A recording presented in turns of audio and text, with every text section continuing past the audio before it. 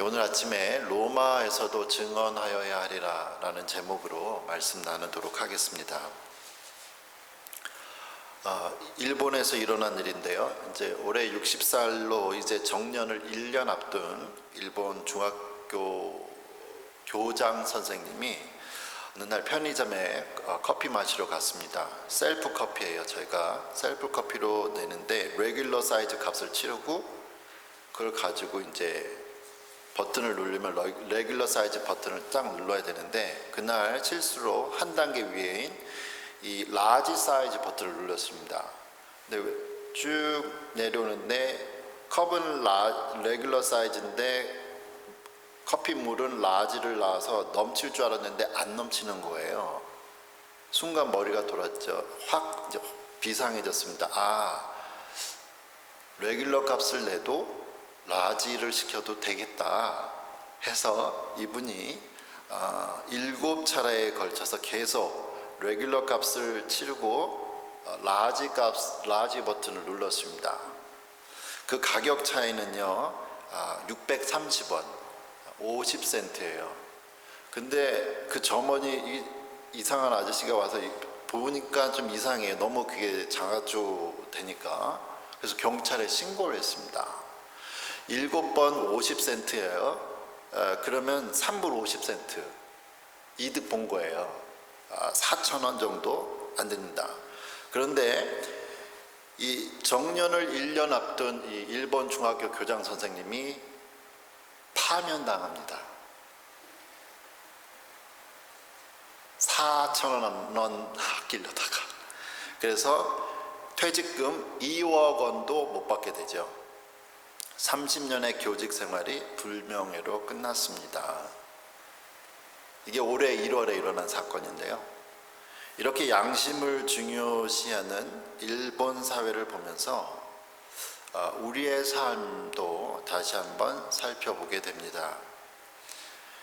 일제시대 때 저항 시인인 윤동주 시인은 죽는 날까지 하늘을 우러러 한 점 부끄러움이 없기를 잎새에 이는 바람에도 나는 괴로워했다라는 서시를 썼죠.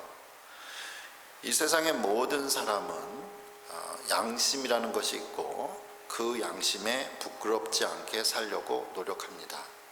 하지만 그 누구도 이 세상에 그 누구도 나는 지금까지 모든 일에 양심을 따라 하나님 앞을 섬겼다 고 자신 있게 말할 수 있는 사람은 없지요.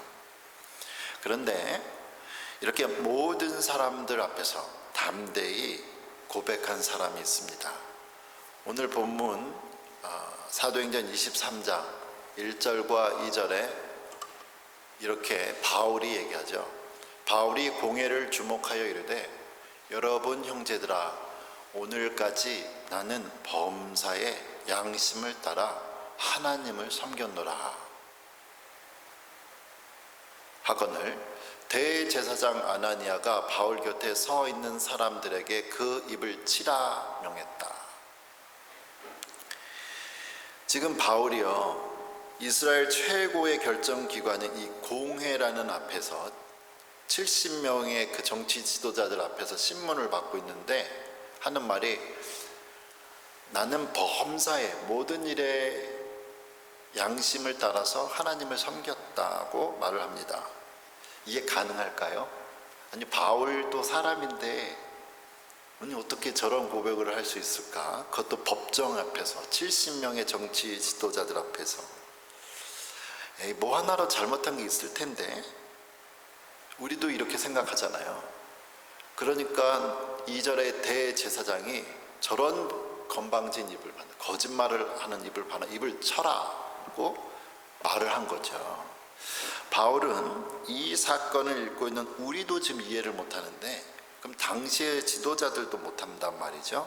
그런데 어떻게 나는 모든 일에 양심을 따라 하나님을 섬겼다고 얘기를 할 수 있었을까요?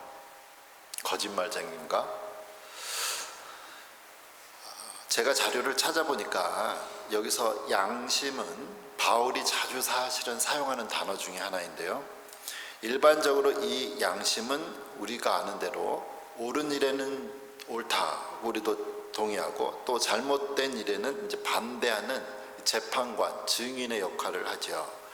하지만 창세기 3장에서 아담의 범죄 이후 인간의 양심은 악한 양심, 더러운 양심으로 오염이 되어서 율법의 기준으로 봤을 때 의로운 양심은 하나도 없습니다.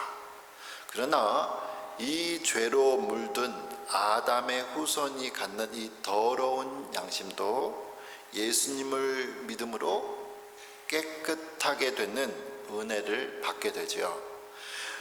사도행전 지금 읽은 23장 1절에서 바울이 양심을 따라 살았다고 얘기하는 것은 그리스도로 말미암아 의롭다함을 받은 후 복음을 내가 살았다는 의미를 갖고 있습니다.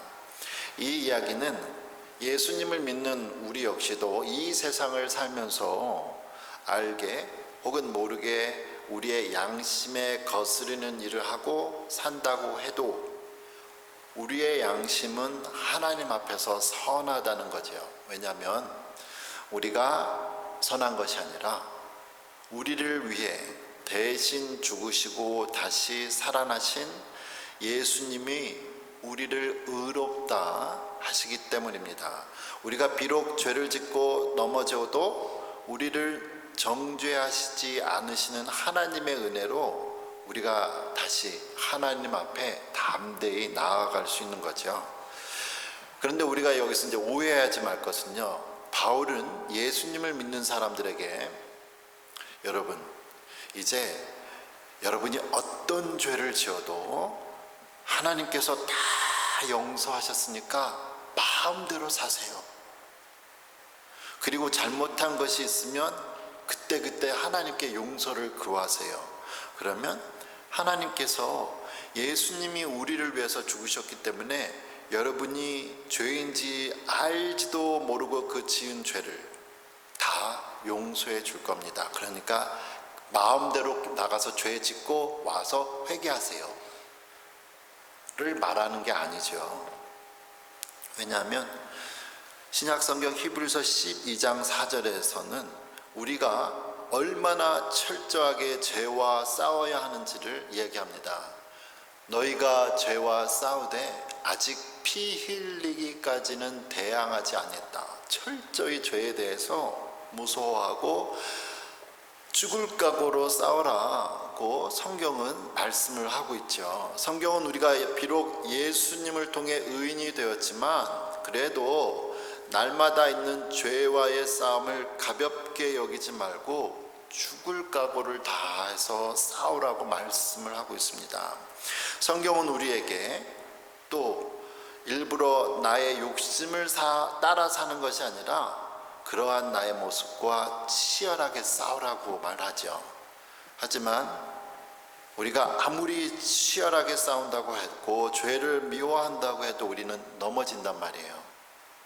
그럴 때 사단은 우리에게 그래 그게 너야, 넌 그것밖에 안 된다니까 하고 정죄하지만 성경은 그러한 우리를 불쌍히 여기고 우리를 아들 예수님의 은혜로 의롭다고 하죠.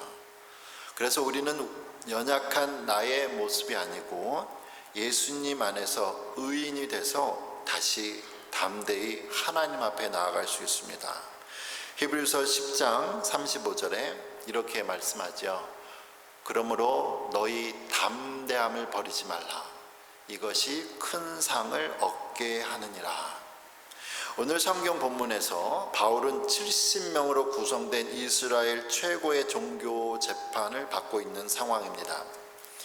하지만 이러한 상황에서도 바울이 주눅들지 않고 담대히 자신을 변호하죠. 오늘 본문 사도행전 23장 6절에 이렇게 이야기합니다. 아래에 바울이 그 중 일부는 사두개인이요 다른 일부는 바리새인인 줄 알고 공회에서 외쳐 이르되 여러분 형제들아 나는 바리새인이요 또 바리새인의 아들이라 죽은 자의 소망 곧 부활로 말미암아 내가 신문을 받노라. 그 말을 한즉 바울이 지금 나는 바리새인이고 부활을 믿노라 라고 얘기를 하니까 7절에 그 말을 한즉 바리새인과 사두개인 사이에 다툼이 생겨 무리가 나누어지니 이는 사두개인은 부활도 없고 천사도 없고 영도 없다 하고 바리새인은 다 있다 함이라.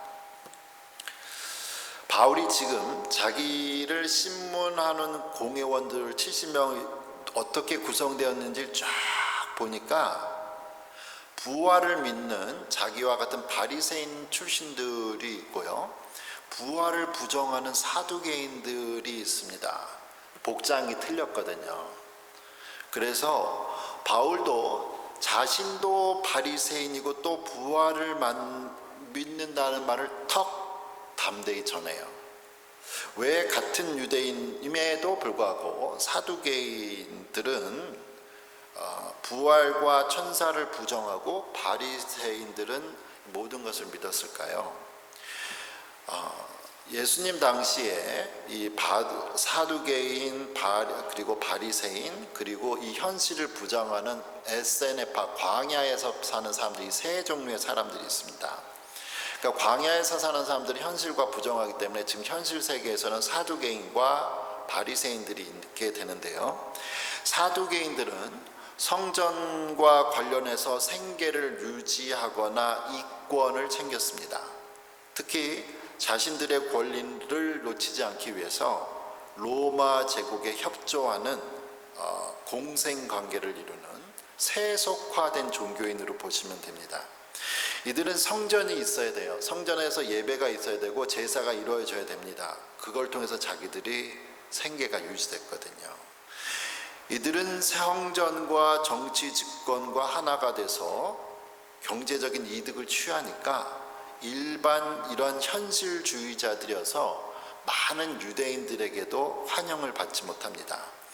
이들은 성전의 제사가 너무나 중요했기 때문에 성경 구약 성경에서 율법에만 관심이 있는데 그 율법 중에서도 제사법만 관심이 있습니다.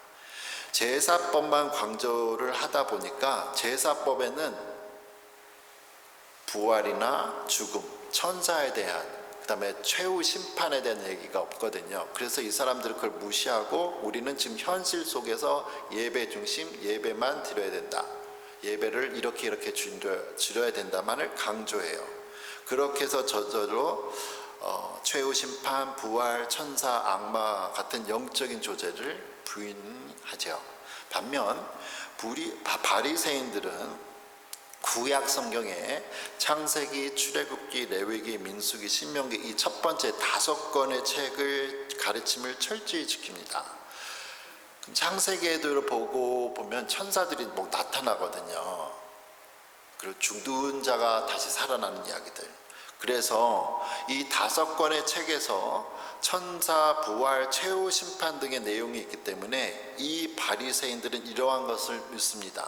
그리고 이들도 역시 율법을 중시하지만 이들은 종교 지도자들과 결탁해서 경제적을 잇는 것을 반대하고 이 성경책, 아까 말씀드린 이 5권 책에 있는 율법을 역시 이들도 강조를 해요. 그러니까 돈은 밝히지 않고 율법을 지키는 거려고 하니까 이 사람들은 숫자는 적었는데 존경을 받죠.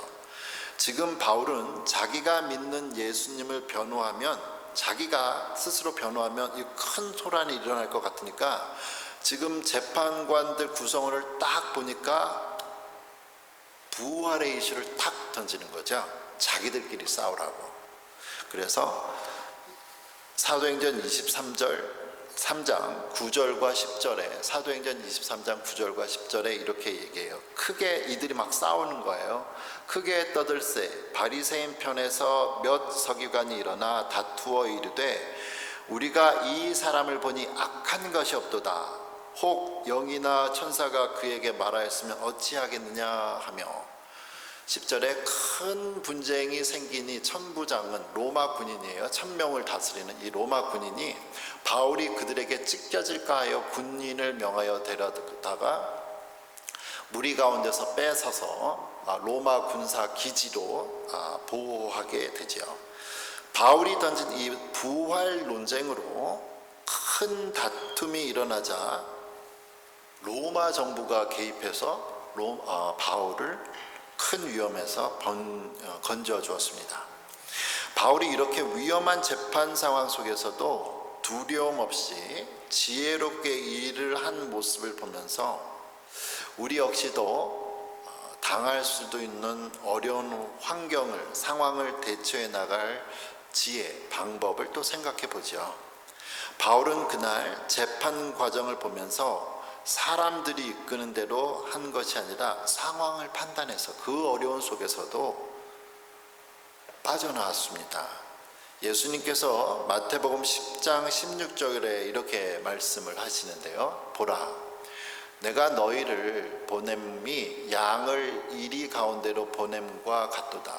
연약한 것을 위험한 상태에서 보내는 거죠. 제자들을 보내는데, 그러므로 너희는 뱀같이 지혜롭고 비둘기같이 순결하라. 어려움 속에 들어가게 되는데 거기서 신앙을 잃지 말고, 그러나 바보처럼 그냥 어리석은 양처럼 가서 잡혀 먹히지 말고 뱀처럼 지혜로워라고 말씀을 합니다. 우리가 이 세상을 사랑하는 방법이 바로 이 세상에 휩쓸려 가는 것이 아니라 신앙의 순수함도 지키는 가운데 상황을 봐가면서 지혜롭게 행하라는 거죠. 그런데 예수님께서 말씀하시는 이 지혜는 사람의 잔꾀를 말하지 않습니다. 예수님께서 이 지혜도 주시는데요. 지금 마태복음 10장 16절인데 계속 18절 아래에 예수님이 또 너희가 나로 말미암아 총독들과 임금들 앞에 끌려가리니 이는 그들과 이방인들에게 증거가 되게 하려 하심이라. 너희를 넘겨줄 때에 어떻게 또는 무엇을 말할까 염려하지 말라. 그때에 너희에게 할 말을 주시리니 말하는 이는 너희가 아니라 너희 속에 말씀하시느니 곧 너희 아버지의 성령이시니라. 지금 바울도 탁 얘기를 했는데 부활을 믿습니다. 하나님께서 주신 지혜였다는 거죠.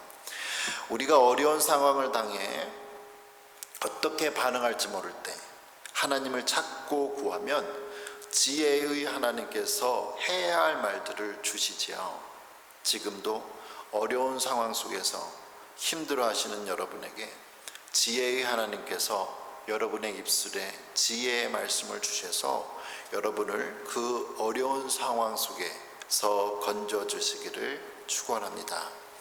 바울이 이렇게 로마 군인들에게 보호를 받고 로마 군대 기지로 돌아왔죠. 그날 밤 예수님께서 나타나셨습니다. 사도행전 23장 11절에 예수님 그날 밤에 예수님께서 바울 곁에 서서 이르시되 담대하라. 너가 예루살렘에서 나의 일을 증언한 것 같이 로마에서도 증언하여야 하리라 하시니라. 예수님께서는 지금 바울이 이곳 예루살렘뿐만 아니라 로마에 가서 황제 앞에서도 예수님을 증언해야 할 일이 있을 것을 말씀하시는 거예요.